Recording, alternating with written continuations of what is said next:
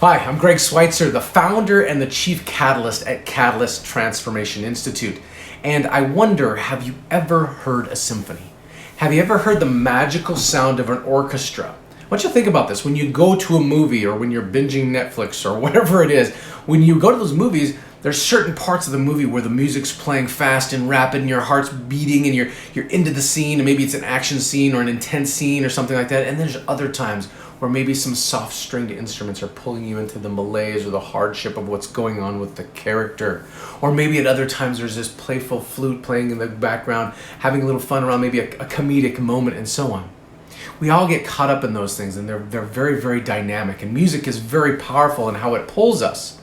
Well, I want to share some interesting information with you today about the importance of open loops and the necessity of completing.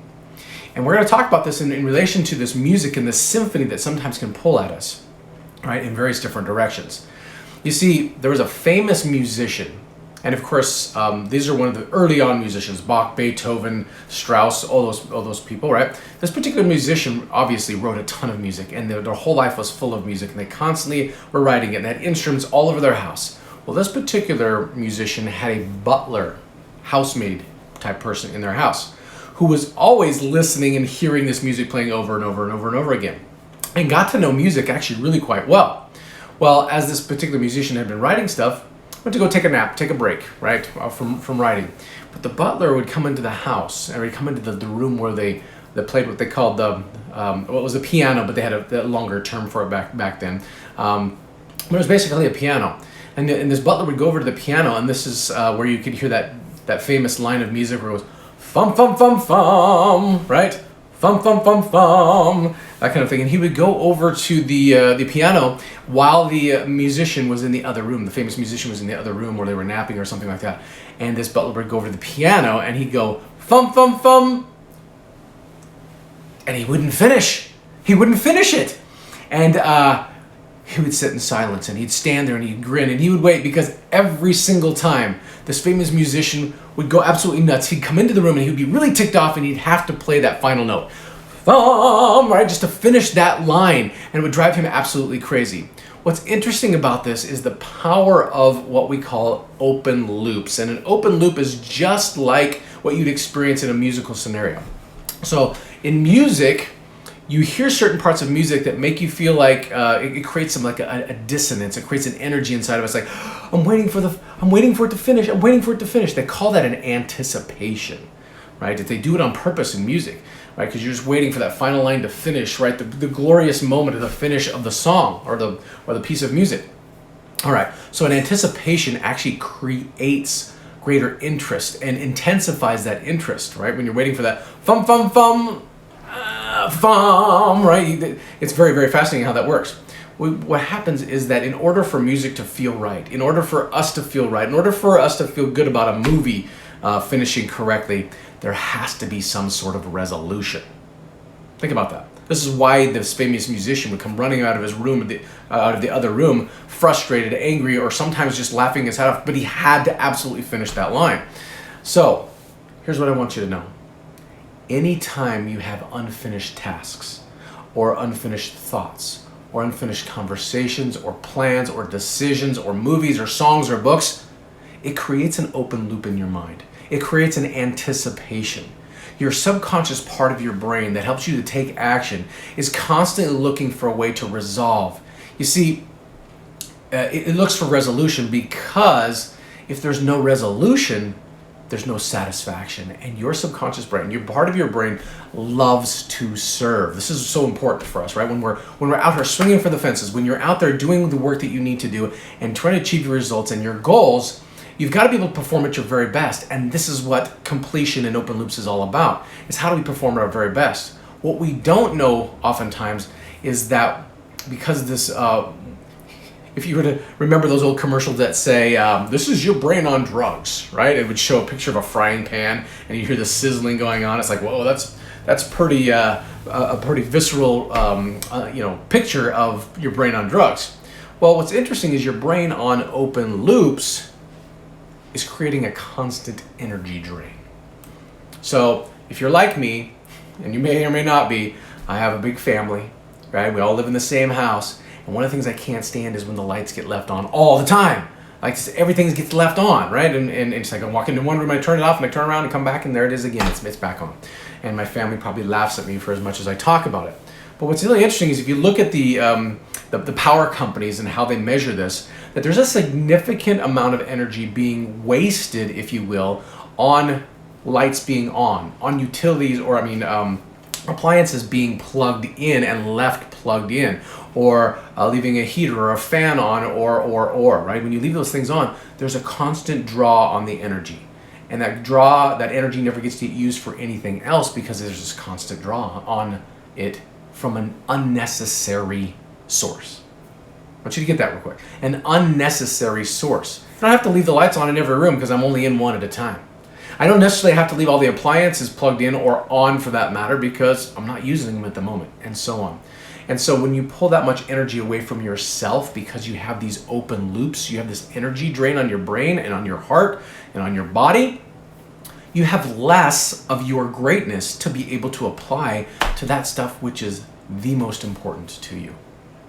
Yes? Okay, so here's something else I want you to know. Your subconscious brain loves to serve. It loves to serve and make things complete.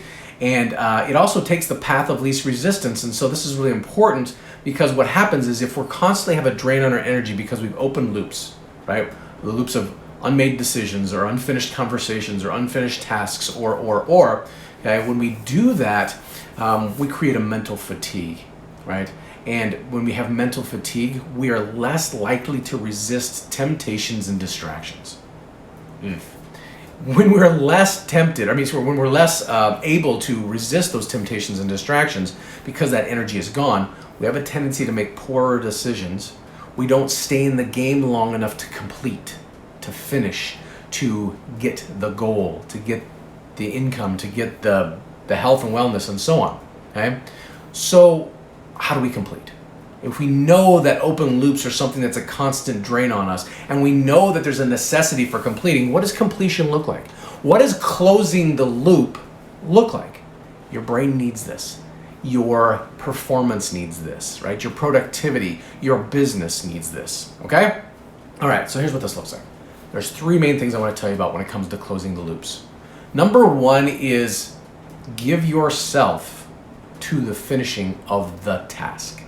If it's that book you haven't completed, if it's that conversation you haven't finished with your partner, if it's that business phone call you've been dreading to make, finish the task. Because there's something that happens inside of us. There's this dopamine hit that we get when we have accomplished something. We've checked it off the list. As a matter of fact, that's what you should do is complete the task and check it off the list because there's a satisfaction in that that's magical because now you have a higher level of competence and confidence, which makes you want to carry on and do more, but you've also closed the loop. You've checked it off the box, and now you have restored that energy to yourself so you can give it to something else that's important. All right. Number two is to quit. I know. Before you get all fired up for a minute, it's like, I'm not a quitter. I got to work on my mindset. And yes, you do. And I don't want to encourage you to be a quitter around the things that are important. You see, deleting stuff from your list, your to-do list, right, can be very beneficial when it's something that's unnecessary to help you get what you want. And when it's unnecessary for you to feel how you want to feel. Okay? Just because something made it to a list doesn't mean it's necessarily necessary. That was a mouthful. This is what I call positive quitting. Okay? What you're doing is you're releasing that mental space to spend it on something else, that mental energy and the emotional energy to spend it on something else. But by removing things from your list, things that are that you think are necessary, when you operate from a daily to-do list and it's miles long, that's a lot for the brain to have open loops around that may never get resolved. This is why I make 3 to no more than 5 things on my little list for the day. I get up in the morning, get myself all ready for the day, spend my time with myself, have my great morning routine, and then I take a look at what's going on for this day, and I'll make 3 sometimes, but no more than 5 things. And as long as I accomplish those, my brain only has 3 to 5 things to focus on for the day, or have 5 open loops, if you will, 3 to 5 open loops. And completion is a lot better. And I get to the end of the day, I go, whew, I won the day. It's a good day. Okay. Number 3. Okay. So far we've talked about just finish the task, get it done, finish, complete, Because even though it feels like you may not have time, even though it feels like I've got too much to handle, you gotta finish it because you need that space. You need that energy within inside of you to be able to carry on to the next thing that's, that your brain's looping on. Okay. And then there's the deletion, the positive quitting. And the third piece is just as critical. And this is about increasing your awareness around the open loops that you create. You see, you don't have to open a loop for yourself. You don't have to create something that sits unresolved. As a matter of fact, when you, or if you are having a to-do list or a honey-do list or a checklist or whatever those things are called, make sure that you're aware of what you're putting on there, because now what's happening is you are opening loops, and the more that you open, the more that you fatigue and overwhelm the brain. It loves to serve. It loves to help. It's super powerful and strong, only if we use it correctly. So listen, get out there, finish what you started. Finish what you started so that you can have what you've always wanted to have, so that you can have what you wanted to have when you began. Think about this. When you started your business, when you started your new workout routine, or you joined the gym at the first of the year, or whatever that was, when you started, you had this glorious picture of what it could be. What is the possibilities of what I can create? Could I make more money? Could I be more fit? Could I lose more weight? And it's this glorious picture. But the thing is too many people end up having a picture at the end that looks different than the glorious one they began with. You need to be able to close these loops. You need to be aware of what you're opening, and you need to get out there and finish. All right. I love you. Be great. It's what you're made for.